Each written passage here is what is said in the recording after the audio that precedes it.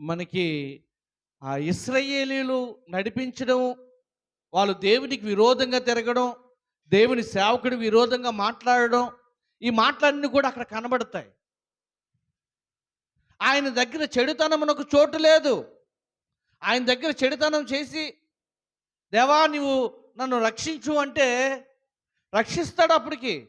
కానీ దానికి పనిష్మెంట్ ఏదో ఒక రోజున అనుభవించాల్సిందే. దేవునికి మహిమ కలుగును గాక. హల్లెలూయా! ఎంతమందికి అర్థమవుతున్నాయి నా మాటలు?